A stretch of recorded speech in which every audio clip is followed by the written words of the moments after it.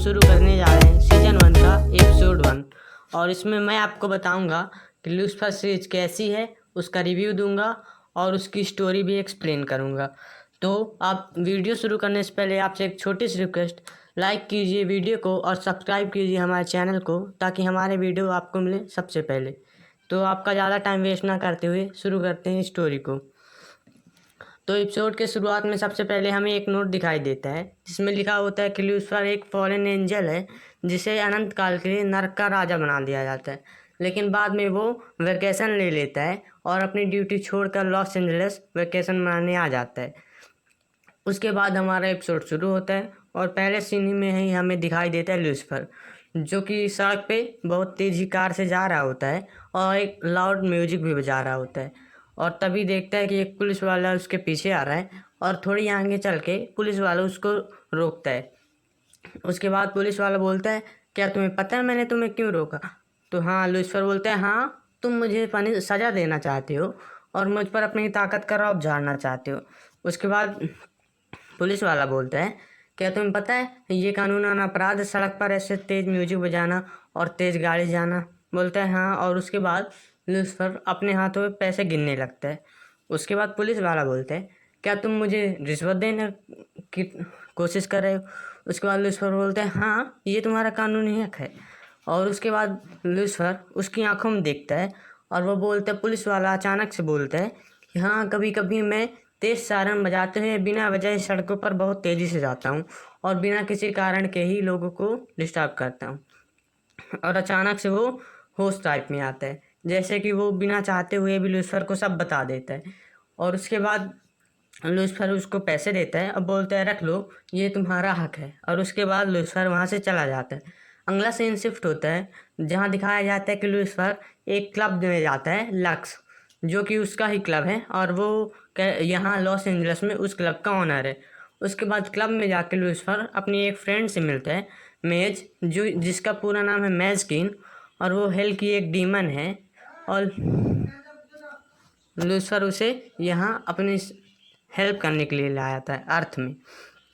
उसके बाद अगला सीन शिफ्ट होता है जहाँ लूसीफर के लिए मेज वाइन बना रही होती है और तभी वाइन देखते हैं कि ग्लास में बहुत ही धीमी धीमी गिर रही है। तभी हमें पीछे का सीन दिखाया जाता है जहाँ लूसीफर का भाई एक एंजल आ रहा होता है, अमेनाडिल। और अमेनाडिल आके लूसीफर से बोलता है कि भाई, तुम्हें पता है अब तुम्हारी वेकेशन ख़त्म हो गई है? तो लूसीफर बोलता है, हाँ रुको, मुझे अपना कैलेंडर निकालने दो। बोलता है एमेनेडिल लूसीफर से बोलता है कि डैड, मैं तुम्हारे यहाँ से हेल जाने का फरमान लेके आया हूँ। उसके बाद लूसीफर बोलते हैं, हाँ रुको, मैं अपना कैलेंडर निकालता हूँ।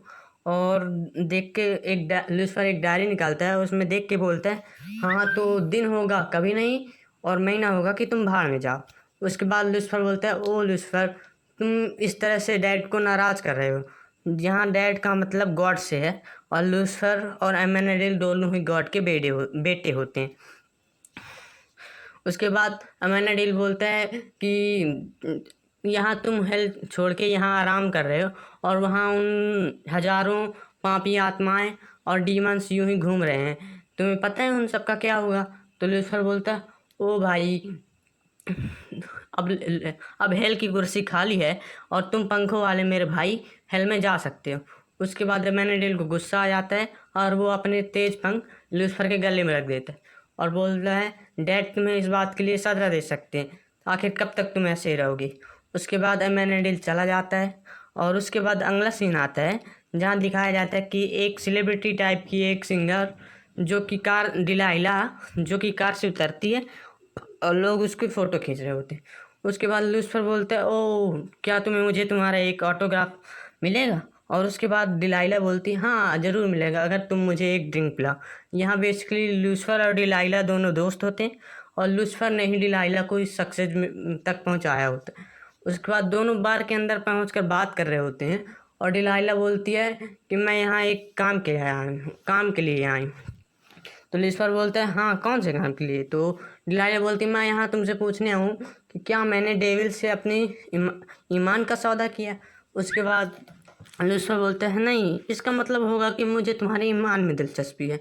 उसके बाद लूसीफर वो डिलाइला बोलती है कि आज उस जिमी बांस की शादी है और वो किसी सुपर मॉडल के साथ शादी कर रहा है और मैं थोड़ी सी जेलिस हूँ। उसके बाद लूसीफर बोलता है हाँ तुम्हें जेलस तो होना चाहिए, आखिर तुम भी शादी में छोड़ भाग गई थी और तुमने उसे ठुकरा दिया था।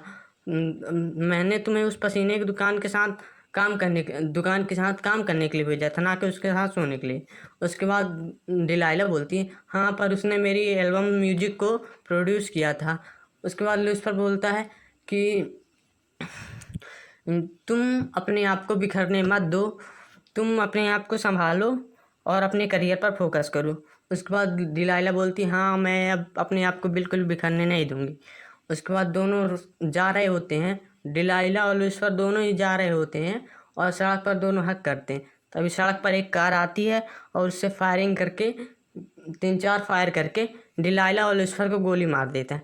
और जैसे ही कार वाला आगे निकलता है तभी उसका भी एक्सीडेंट हो जाता है एक बस से। उसके बाद अगला सीन दिखता है जहाँ लूसीफर उठता है और देखता है कि डिलाइला मार चुकी है और लूसीफर सीधा उस कार के पास जाता है जहाँ वो शूटर रहता है।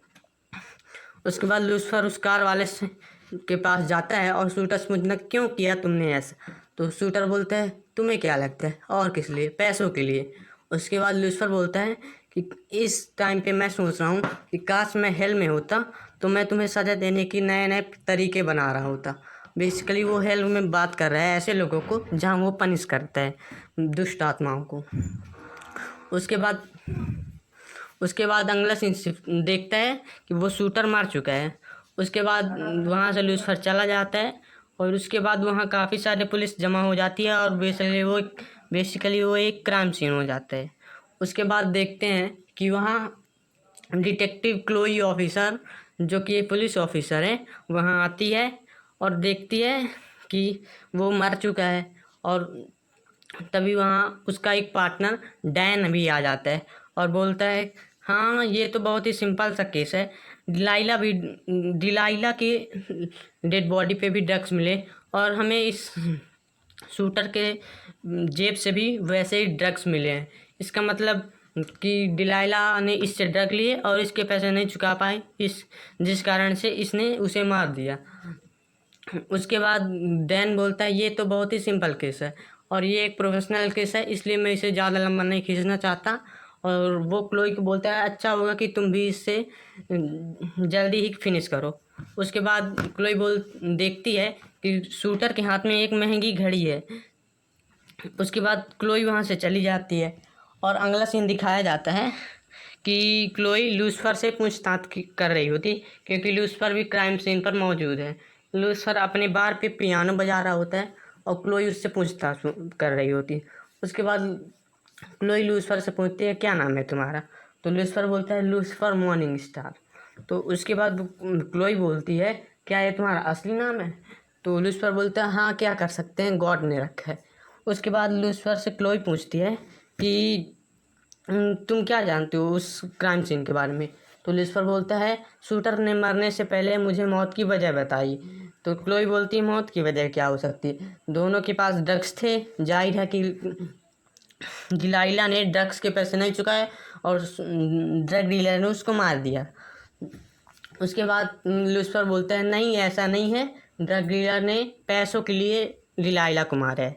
उसके बाद वो सीन वहीं पे एंड होता है और अगला सीन दिखाया जाता है जहाँ पे लूसीफर उस डिलाइला के एक्स हस्बैंड जिमी बांस के मैरिज हॉल में जाता है जहाँ जिमी की शादी हो रही होती है और पादरी पूछता है कि क्या किसी को इस शादी से ऐतराज़ है। तभी लूसीफर की एंट्री होती है और बोलता है हाँ मुझे ऐतराज़ है। और उसके बाद लूसीफर जाता है और जिमी से पूछता है ओह क्या तुमने पता चला कि कल डिलाइला मर गई। तो जिमी बोलता है हाँ मुझे पता चला, बड़ा अफसोस हुआ।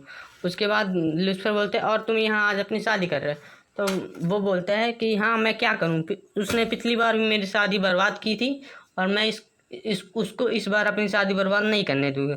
उसके बाद लूसीफर उसकी आंखों में देखता है और तभी जिमी आंखें नीचे झुका के बोलता है कि तुम मेरे साथ अपने ये माइंड गेम्स मत खेलो। अगर तुम्हें ये गेम खेलना ही है तो तुम टू वाइल के साथ खेलो, क्योंकि मेरे बाद उसका अफेयर उसी के साथ था और वो उसे मारता भी था। और उसके बाद लूसीफर जिमी की फियोंसो को की तरफ देखता है और उसकी आंखों में आंखें डाल के जैसे जादू करता है और वो बोलती है कि मैं इसके साथ कभी भी सेक्स नहीं करना चाहती। उसके बाद लूसीफर बोलता है ओ ये ऐसा है। और उसके बाद वो जिमी की फियोंसे अचानक से होश में आ जाती है, जैसे कि लूसीफर ने उस पर फिर से जादू किया हो। और उसके बाद लूसीफर वहाँ से चला जाता है और अगला सीन शिफ्ट होता है लूसीफर का, जहाँ वो टू आइल के घर में पहुँचता है और टू आइल के सिक्योरिटी गार्ड से बोलता है कि मैं उसके लिए ड्रग्स लेके आया हूँ। उसके बाद लूसीफर टू आइल के यहाँ जाता है। टू आइल एक सिंगर है कि डिलाइला के बॉयफ्रेंड था पहले। उसके बाद लूसीफर वहाँ जाता है और बोलता है तुम डिलाइला को जानते हो? तो बोलता है हाँ। तो टूवाइल बोलता है हाँ मैं उसे जानता हूँ। तो लूसीफर बोलता है क्या तुम्हें पता है उसके साथ क्या हुआ? तो बोलता है टूवाइल बोलता है हाँ मुझे पता है उस कमीने के साथ क्या हुआ। वो डिलाइला को गाली देता है और तभी लूसीफर उसको पकड़ता है और कॉलर पकड़ के उसको छत से बाहर लटका देता है। और तभी वो डर कर बोलता है कि प्लीज़ प्लीज़ मुझे कुछ मत करना, मैंने कुछ नहीं किया उसे। उसके बाद लूसीफर पूछता है तो किसने किया, क्या तुम कुछ जानते हो? मैंने तो लूसीफर बोलता है कि मैंने सुना तुम उसे मारते भी थे। उसके बाद टूवाइल बोलता है मैंने उसे सिर्फ एक बार मारा क्योंकि उसका किसी और के साथ अफेयर था। तो लूसीफर बोलता है किसके साथ अफेयर था उसका? तो उसका टूवाइल बोलता है कि मुझे कुछ नहीं पता, वो ये सब बातें शायद अपने साइकेट्रिस्ट डॉक्टर को बताती हो जो कि वहीं बेवरी हिल्स में रहती है, लिंडा मार्टिन। तो उसके बाद पता है लूसीफर बोलता है वो कब कब जाती थी वहाँ? वो बोलता है टूवाइल बोलता है कि हफ्ते में 4 दिन वो डॉक्टर के पास जाती थी और अपने नाम से नहीं किसी और के नाम से जाती थी, पेनी लेन के नाम से। उसके बाद लूसीफर उसे छोड़ता है और तभी वहाँ क्लोई आ जाती है और क्लोई गन सामने करके पूछती है कि तुम यहाँ क्या कर रहे हो लूसीफर से? और लूसीफर बोलता है कि कुछ नहीं डिटेक्टिव, मैंने केस सॉल्व कर लिया है, चलो चलते हैं। और उसके बाद क्लोई बोलती है रुको मुझे अभी पूछताछ पहुँचनी है, तुम यहाँ अकेले कैसे पहुँचे मेरे बिना? उसके बाद क्लोई देखती है और टू आइल के पीछे खड़ा उसका एक फ्रेंड बोलता है क्लोई को देख के कि मैंने इस लड़की को कहीं देखा है। उसके बाद लूसीफर बोलता है हाँ मैंने भी कहीं देखा है। उसके बाद टू आइल का फ्रेंड बोलता है कि ये तो उसी फिल्म की एक्टर है, उसी ब्लू फिल्म की। उसके बाद लूसीफर बोलते हैं हाँ ये तो वही hot tub high school film की एक्ट्रेस है जहाँ बाथ टब से इसके नेकेड निकलने का सीन रहता है। और लूसीफर उसका वहीं पास मजाक उड़ाता है।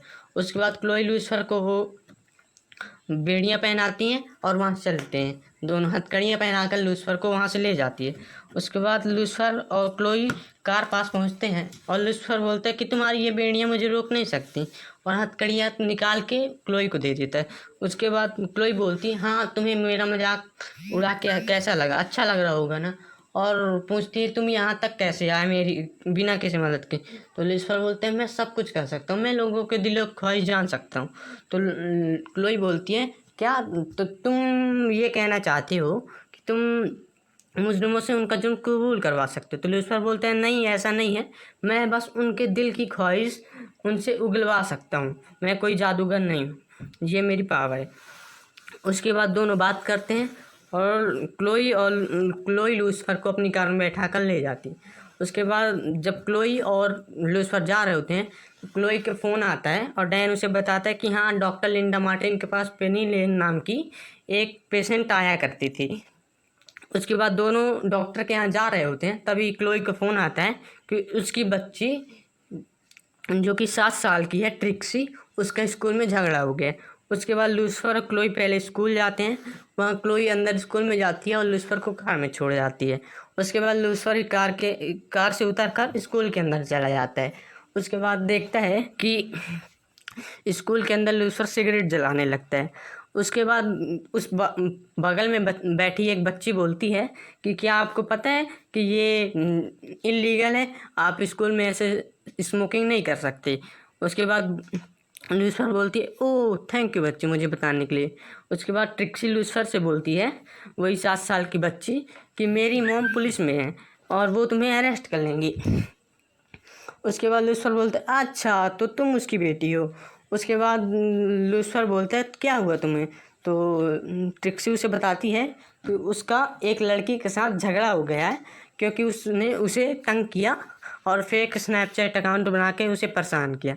उसके बाद लूसीफर जाता है और उस मोटी सी लड़की जिसका ट्रिक्सी के साथ झगड़ा हुआ था उसके सामने जाकर अपनी डेविल वाली आइज दिखा देता है और वो लड़की बहुत ही डर जाती है और वहीं पास चीख उठती है। तभी वहाँ क्लोई आ जाती है और लूसीफर को बोलती है कि अब क्या किया तुमने। उसके बाद लूसीफर बोलते हैं मैंने कुछ नहीं किया और लगता है यहाँ पर किसी को उसके किए का पछतावा हो रहा है। बेसिकली लूसीफर बोलता है कि वो मोटी लड़की जो जिसने उसकी बेटी के साथ झगड़ा किया उसने गलत किया और उसे अपने किए का पछतावा है। उसके बाद दोनों क्लोई और लूसीफर ट्रिक्सी को लेकर बाहर आते हैं और तभी वहाँ डैन भी आ जाता है जो कि क्लोई का एक्स हस्बैंड है और ट्रिक्सी का डैड है। उसके बाद दोनों क्लोई और डैन वहाँ पर लड़ने लगते हैं और ट्रिक्सी अपने कानों पर उंगलियां लगा देती है। उसके बाद दोनों ही बात करते हैं और डैन स्मार्टनेस की बात करता है तो लूसीफर उसे बोलता है तुम बिल्कुल भी स्मार्ट नहीं हो, तुम तो घोंचू हो, क्योंकि अगर तुम स्मार्ट होते तो अपने बच्चे के सामने यूँ इस तरह से झगड़ते नहीं। उसके बाद दोनों यहाँ पर चले जाते हैं। डैन ट्रिक्सी को लेकर घर चला जाता है और क्लोई और लूसीफर डॉक्टर लिंडा मार्टिन के यहाँ जाते हैं जो कि पहले जा रहे होते हैं, तो अब वो डॉक्टर लिंडा के यहाँ जाते हैं। उसके बाद डॉक्टर लिंडा के यहाँ दोनों वेटिंग हॉल में बात कर रहे होते हैं क्लोई और लूसीफर, और वो केस के बारे में थोड़ी सी। लूसीफर बात करते करते यूं ही आते हैं और लिंडा मार्टिन उनको बुलाते हैं कि डिटेक्टिव्स आइए अंदर। उसके बाद डिटेक्टिव क्लोई और लूसीफर लिंडा मार्टिन से बात करते हैं। उसके बाद क्लोई पूछती है कि क्या आप पेनिनियन के बारे में हमें कुछ बता सकती हैं। डॉक्टर लिंडा मार्टिन बोलती है कि नहीं, मैं अपने पेशेंट की जानकारी किसी को नहीं दे सकती, ये एक प्रोफेशनल काम है। उसके बाद लूसीफर अपना जादू उसकी तरफ देखता है और अपना जादू चलाता है और डॉक्टर लिंडा मार्टिन अपने आप को कंट्रोल कर रही होती है कि मैं कुछ भी ना बताऊं, लेकिन वो अपने आप को कंट्रोल नहीं कर पाती और बोलती हाँ मैं तुम्हें बता दूंगी। उसके बाद बताती है कि उसका एक आदमी के साथ अफेयर था जो कि टू वाइल ने भी बताया था। तो क्लोई पूछती है किसके साथ अफेयर था, तो डॉक्टर लिंडा मार्टिन बोलती है कि ये एक बहुत ही बड़ी गॉसिप है और मैं आपको इसके बारे में नहीं बता सकती, ये प्रोफेशनल है। उसके बाद लूसीफर अपना जादू दिखाता है और लिंडा मार्टिन बोलती है कि उसका अफेयर ग्रे कूपर के साथ है। तो लूसीफर तब बोलता है कि वो ग्रे कूपर, वो हैंडसम एक्टर, उसके साथ डिलाइला का अफेयर था, मुझे लगा उसकी पसंद बहुत ही ख़राब है। उसके बाद दोनों वहाँ से चले जाते हैं और सीधे जाके शूटिंग की जगह पहुँचते हैं। उसके बाद लूसीफर बीच शूटिंग के सीन में जाता है और देखता है, तभी डायरेक्टर उसे गाली दे के बोलता है कि ये साइड हट, बीच सीन में कहाँ जा रहा है। उसके बाद लूसीफर साइड और क्लोई दोनों साइड में क्लोई आकर बोलती है कि ये मेरे साथ है और दोनों साइड में ग्रे कूपर से बात कर रहे होते हैं। तभी ग्रे कूपर से क्लोई कुछ सवाल पूछती है और लूसीफर बोलता है कि ओ तुम डिलाइला को जानते हो। बोलती हाँ, तो ग्रे कूपर बोलता है कि हाँ हम अच्छे फ्रेंड्स हैं। उसके बाद फ्रेंड्स थे। उसके बाद लूसीफर बोलता है कि वो फ्रेंड्स मतलब तुम दोनों का अफेयर वाला उस तरह के फ्रेंड्स थे तुम। तो क्लोई भी उससे कुछ सवाल पूछती है और लूसीफर बोलता है कि ओ रुको डिटेक्टिव, मेरे पास तुम्हारे इन फालतू सवालों के लिए टाइम नहीं है। उसके बाद लूसीफर उसकी आंखों में देखता है और पूछता है कि क्या चाहते हो तुम्हारी दिली ख्वाहिश क्या है और किस चीज़ के तुम जागते हुए सपने देखते हो। उसके बाद ग्रे कूपर बोलता है कि मैं चाहता हूँ कि मैं प्रेसिडेंट बनूँ यूनाइटेड स्टेट्स ऑफ अमेरिका का। उसके बाद दोनों हंसते हैं और बोलते हैं ओ तुम। ग्रे कूपर इस पे उन्हें ध्यान से देखता है और उसके बाद ग्रे कूपर की वाइफ अमेंडा भी वहाँ आ जाती है। तभी क्लोई नोटिस करती है कि ग्रे कूपर के हाथ में उसी तरह की एक्सपेंसिव वॉच है जैसे कि उस किलर ड्रग डीलर के पास होती है जिसने डिलाइला को गोली मारी थी। उसके बाद क्लोई पूछती है कि ये घड़ी तुम्हें कहाँ मिली। उसके बाद ग्रे कूपर बोलते कि ये गिफ्ट है। तो उसके बाद ग्रे कूपर की वाइफ वहाँ पर बोल पड़ती है कि ये तो तुम्हें डिलाइला ने गिफ्ट दी थी ना। तो ग्रे कूपर बताता है कि हाँ, ये हमें हमारी पिछली फिल्म ख़त्म होने के बाद डिलाइला ने गिफ्ट दी थी मुझे, क्योंकि हम दोनों उस फिल्म के लीड थे। उसके बाद ग्रे कूपर बोलते उसने सबको ही गिफ्ट दिए थे। उसके बाद क्लोई बोलती क्या, उसने सबको इतनी महंगी घड़ी दी थी? तो ग्रे कूपर बोलते हैं नहीं, सिर्फ मुझे दी थी क्योंकि मैं उस फिल्म का और डिलाइला उस फिल्म की लीड एक्टर एक्ट्रेस थे। उसके बाद बातों ही बातों में लूसीफर उससे बुलवा लेता है कि हाँ, उन डिलाइला और ग्रे कूपर का अफेयर है। उसके बाद उसकी पत्नी वहाँ देखती है और बोलती है रहने दो, मुझे पहले से ही पता था। उसके बाद बोलती है, ग्रे कूपर बोलता है क्या तुम्हें पहले से ही पता है? तो उसके बाद अमेंडा ग्रे कूपर की वाइफ बोलती है हाँ, अगर ऐसा पता मुझे पता ना होता तो मेरा अफेयर बॉबी के साथ क्यों नहीं होता। यहाँ पर बॉबी ग्रे कूपर का ड्राइवर होता है। उसके बाद ग्रे कूपर बॉबी से जाकर झगड़ने लगता है और सीन यहीं पे ख़त्म होता है। अगला सीन दिखाया जाता है कि लूसीफर और क्लोई दोनों बार में बैठे होते हैं और दोनों यूं ही बातें कर रहे होते हैं। तभी देखते हैं तभी लूसीफर क्लोई से पूछते हैं कि तुम्हारी दिली ख्वाहिश क्या है, उसकी आंखों में देखकर। लेकिन क्लोई पर उसका कोई असर नहीं होता और क्लोई उसे जवाब देती है कि मैं भी अपने डैड की तरह एक पुलिस ऑफिसर बनना चाहती थी। उसके बाद दोनों न्यूज़ देखते हैं कि डिलाइला के मरने के बाद उसके गानों का रेट बहुत बढ़ गया और वो बहुत ही ज़्यादा फेमस हो गए हैं और बिकने लगे। जिससे देखते हैं कि जिमी बार्न्स, जो कि डिलाइला का एक्स हस्बैंड था और उसके गानों को प्रोड्यूस किया था, इससे डिलाइला के मरने से उसे बहुत फ़ायदा हो गया था। उसके बाद दोनों क्लोई और लूसीफर जिमी बार्न्स के यहाँ जाते हैं और पूछते हैं ओ जिमी कि तो तुम्हें बहुत फ़ायदा हो रहा है डिलाइला के मरने से। तो बोलते हैं हाँ, उसके एल्बम बिक तो रहे हैं। तो उसके बाद लूसीफर बोलता है हाँ, तुम्हारे पास पैसों की बहुत कमी थी इसीलिए तुमने उसे मार दिया। बोलते हैं नहीं, उसने मुझे रिजेक्ट किया पर मैं उसे मार नहीं सकता।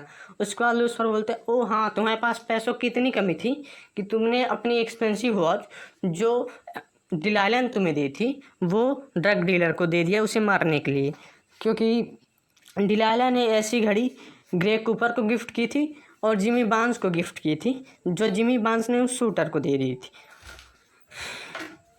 उसके बाद लूसीफर उसकी तरफ आगे बढ़ने लगता है और तभी जिमी बार्न्स गन निकाल के अपने बगल में खड़े एक आदमी को पकड़ लेता है और बोलता है आगे मत बढ़ना वरना मैं इसे मार दूंगा। उसके बाद लूसीफर आगे बढ़ने लगता है और देखता है कि वो जिमी बार्न्स लूसीफर को गोली मारने ही वाला होता है।